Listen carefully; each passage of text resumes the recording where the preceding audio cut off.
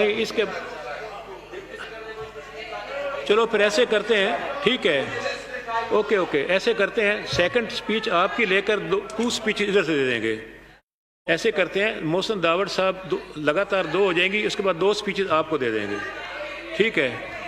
मोहसिन दावड़ साहब, इसके बाद 2 स्पीचेस तेरी बेंचेस से होंगी। बहुत नहीं आपको साद वसीम भाई बहुत शुक्रिया करते जी। मोहसिन दावड़ साहब, शुक्रिया जनाब speaker, house in order please. बहुत शुक्रिया कि फाइनली ऑर्डर प्लीज बात करने का मौका मिला जी। समझ हमें ये नहीं आती कि जब मैं बलूचिस्तान जाता हूं तो मुझे जहाज पे वापस भेज दिया जाता है, जब मैं डिस्ट्रिक्ट कुरम जाता हूं तो वहां पर रास्ते में रोक लिया जाता है, और जब पार्लियामेंट में भी होता हूं तो बहुत ही मुश्किल से। चले, फिर भी आपका बहुत शुक्रिया जनाब स्पीकर कि आपने बात करने का मौका दिया। इस मौजू पर बात करने से पहले एक कमेंट सिर्फ करना चाहूंगा कि जिस तरीके से आज ये चोर दरवाजे से एक कानून साजी आई है और एंटी टेररिज्म एक्ट और साथ ही पेनल कोड में जो अमेंडमेंट हुई है कि जो भी आर्म फोर्सेस के खिलाफ कोई भी कमेंट करेगा उसको 2 साल की उसके लिए सजा तजवीज की है, तो आपको तकलीफ क्यों हो रही है? आप फौजी थोड़ी बैठे हैं, मैं मुझे बात करने दे प्लीज। आप अपनी बात करें, अपने मौके पर करें, खूब बात करने देना, इंटरप्ट ना करें, खूब उनके जूते पॉलिश करें, अपनी नंबर पर करें। आप मैं टॉपिक पे आता हूं, लेकिन ये जनाब स्पीकर कुछ ना कुछ पार्लिमानी रवायात का ख्याल भी रखना होगा। इस तरीके से कानून साजी नहीं हुई, कुछ ना कुछ इस पार्लियामेंट की तौकीर का भी ख्याल किया करें। जनाब स्पीकर, सबसे पहले तो जो वाकया हुआ मोटरवे पर, मुजम्मत उसकी जितनी भी की जाए वो इंतहाई कम है, और ये इंसिडेंट्स बदकिस्मती से पिछले इसके अगर हम स्टेटिस्टिक्स निकाल कर देखें, चाहिए तो ये था कि कल जो एडवाइजर साहब थे पूरी एक ब्रीफिंग लेकर आते कि क्या हो रहा है, क्या स्टेटिस्टिक्स है, कितने केसेस है, कितने कन्विक्शन रेट क्या है उसमें। उसी के बाद फिर जो भी डिबेट होती है, हर कोई अपना इनपुट देता तो कोई पॉजिटिव आउटकम उससे निकलता है। लेकिन वो जो उनकी स्टेटमेंट्स थी, मेरे ख्याल में वो भी बस सिर्फ अपनी जान छुड़ाने की कोशिश कर रहे थे। ये एक सीरीज ऑफ इवेंट्स है, वो मोटरवे पे होता है। बुनेर की एक बच्ची का जो कल यहां पर एक मेंबर साहब ने कहा, कराची में वो वाकया होता है। नौशेरा में तकरीबन ये महीना पहले एक वाकया होता है, एक सीमा नामी 6 साल बच्ची थी, वो उनकी भी कुछ, जब मैं गया वहां पर तो वो उनके जो फैमिली थी उनका कहा कि कोई हुकूमती जिम्मेदार जो है वो अभी तक हमें पूछने के लिए नहीं आया। बहुत से केसेस ऐसे होते हैं जो हाईलाइट भी नहीं होते, लेकिन जो कंक्लूजन की जब बात होती है और इसके लिए किसी वे आउट की बात होती है, तो मेरे ख्याल में अभी जो मुझसे पहले एक तकरीर हुई उसमें मेरे ख्याल में सलूशन भी निकल आया। मसला हमारा यह है कि कवानीन मौजूद है, सजाएं भी मौजूद हैं। फांसी हमने जेल के अंदर देनी है या बीच चौराहे पे देनी है, लेकिन फांसी आप तब देंगे जब बंदे को कन्विक्ट तो करें।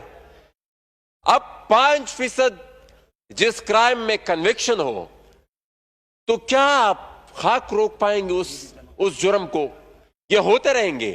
तो इसके लिए बुनियादी चीज तो यह है कि जितने भी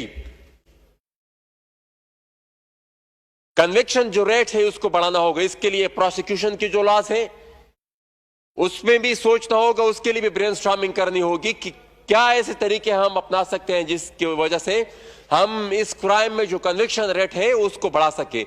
अब जब कन्विक्शन रेट बढ़ेगा तभी उसके बाद यहां पर हमें कुछ और देखने को मिल रहा है। मुझे एक चीज की समझ, जब से यह वाकया हुआ है उससे लेकर अभी तक मुझे एक चीज की समझ नहीं आ रही। होना तो यह चाहिए था जो हम अब तक सुनते भी आ रहे थे। हुसन प्राइम मिनिस्टर साहब का तो एक बहुत ही परमानेंट एक आर्गुमेंट रहा है कि भाई जो इल्जाम लगता है तो फलाना भी इस्तीफा दे देता है, फलाना भी इस्तीफा दे देता है। यहां पर बजाय कि वो जो कंसर्न ऑफिशियल्स है वो खुद इस्तीफा दे। इस्तीफे के बजाय वो इतने कंट्रोवर्शियल स्टेटमेंट्स दे रहे हैं और उन कंट्रोवर्शियल स्टेटमेंट्स के बाद भी हुकूमत उनको प्रोटेक्ट कर रही है। तो हमें तो उस वक्त तक हुकूमत की नीयत पर भी शक है कि वो सिंसियर नहीं है इस इन्वेस्टिगेशन में भी और इस केस को मंतकी अंजाम तक पहुंचाने में, जब तक वो इस ऑफिसर को हटाती नहीं है। वो इतने कंट्रोवर्शियल स्टेटमेंट्स बड़े धड़ल्ले से दे रहे हैं, उनको कोई पूछता भी नहीं है। पूरी की पूरी पार्लियामेंट उसको तनकीद का निशाना बना रही है, आवाम उसको तनकीद का निशाना बना रही है, लेकिन वो मौसूफ है जो अपनी कुर्सी से हट भी नहीं रहा। तो सबसे पहले तो एक यहां से एक डिमांड ये भी जाननी चाहिए कि ये जो मौसूफ है जिसकी वजह से ये वाकया पेश आया, उसको अपने ओहदे से हटाया जाए। साथ ही साथ जनाब स्पीकर, एक और भी मसला है। जब तक कवानीन में, जब तक इस मुल्क में ये जो एक्सेप्शनलिज्म का कल्चर है ये बरकरार रहेगा, उस वक्त तक भी लोग चूटते रहेंगे, कन्विक्शन नहीं होगी। यहां पर आज मेरे भाई हाशिम भाई नहीं है, आज उन्होंने एक वाकये का जिक्र किया कि चंद साल पहले बलूचिस्तान में कैप्टन हमाद नाम एक शख्स ने एक डॉक्टर शाजिया के साथ इसी तरह का वाकया हुआ था। अब बजाय ये कि उसको कानून के सामने पेश किया जाता, पूरी की पूरी रियासत उस फर्द के साथ खड़ी हो गई क्योंकि वो मुबर्रा है, वो मुबर्रा है। ये कल्चर अगर जारी रहता है तो मेरे ख्याल में फिर भी कोई उस बंदे को, उस हमाद नबी शख्स को अगर उसकी कन्विक्शन हो जाती, वो निशान इबरत बन जाता। मोहसिन भाई कंक्लूड फरमा। मैं कंक्लूड करता हूं सर, मैं कंक्लूड करता हूं। साथ ही साथ ये हमारा कलमिया है कि जिस तरह ये हमारी कंट्रोल डेमोक्रेसी है, कंट्रोल हमारा मीडिया है, कंट्रोल हमारी जुडिशरी है, मुख्तलिफ क्राइम्स के लिए हमारा रिस्पॉन्स भी कंट्रोल है। मतलब अगर हमने अपना रिस्पॉन्स देना होता है, उसके लिए भी हम देखते हैं कि मुजरिम कौन है। मुजरिम को मद्देनजर रखते ही हमारा रिस्पॉन्स सामने आता है। तो इस तरीके से भी मसाइल हल नहीं होंगे और ये जो जराइम है, इस तरीके से यही जराइम होते रहेंगे।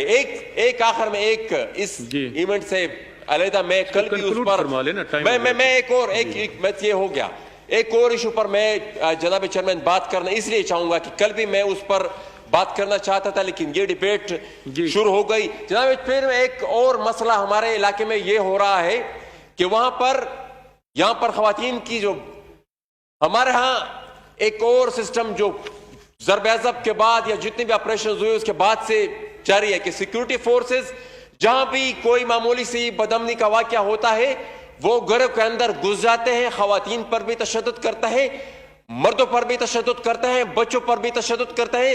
वो कलेक्टिव पनिशमेंट इसलिए देते हैं कि भाई आपके इलाके में ये धमाका क्यों हुआ।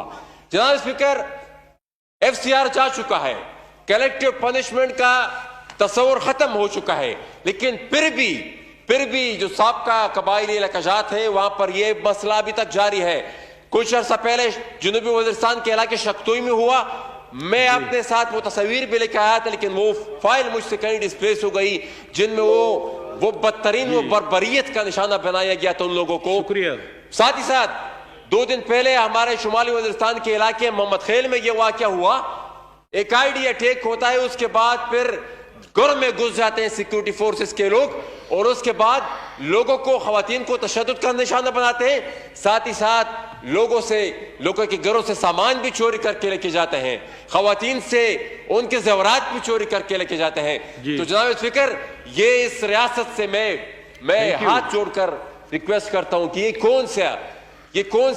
किस किस्म की इंसानियत है, ये किस किस्म के इंसानी हकूक है जिसकी इस तरीके से पामाली हो रही है और रियासत इसका नोटिस भी नहीं ले रही। तो जनाब स्पीकर, मैं सिर्फ और होता क्या है, सजा किस चीज की दी जाती है कि ये बम क्यों पड़ा, जहां पर ये ब्लास्ट क्यों हुआ, उसी मसनूई जंग का निशाना ये लोग बनते हैं। जो मसनूई जंग हमारे ही जर्नेलों ने हमारे ऊपर थोपी है।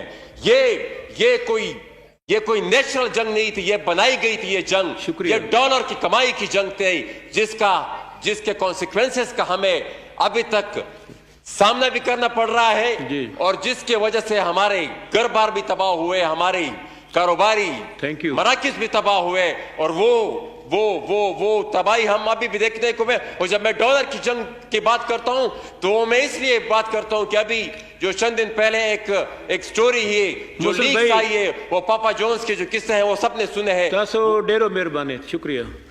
तो अब कमल शाज़ब, इससे पहले मैं